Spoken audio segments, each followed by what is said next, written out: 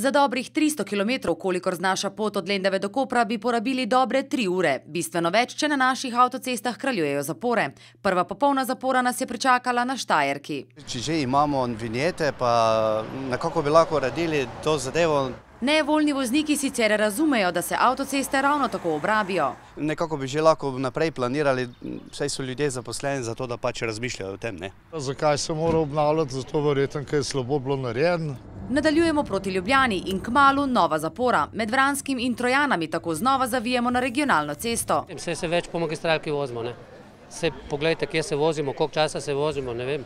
Mislim, da bi mogel nekdo odgovarjati. Zaradi posledic namreč, ki bodo doletele državo in posledično davkoplačevalce. Slovenijo se bojo izogibali.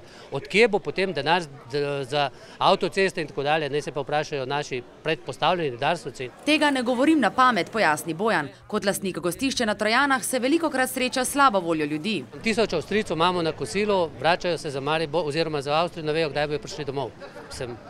To je Slovenija. Dobesedno jih podimo iz Slovenije. To pa je stanje na Gorenjki, delna zapora zaradi del med cestninsko postajo Torovo in počivališčem Voklo. Zaradi zapore je potrebno do Brnika ubrati daljšo pot in ta znak bo tukaj tako dolgo, dokler se dela na avtocesti ne bodo zaključila. Bog pomagaj, pač to je bilo in to bo vedno. Na Darsu pa obljubljajo, gradbišč med velikonočnimi prazniki in v času poletne sezone na slovenskih avtocestah ne bo. V Darsu verjamemo, kot verjamemo, v glavnem ne verjamemo jim nič. Lahko samo upamo, da bo res tako. Upanje res umre zadnje, do takrat pa poskušajte ohraniti veliko mero strpnosti.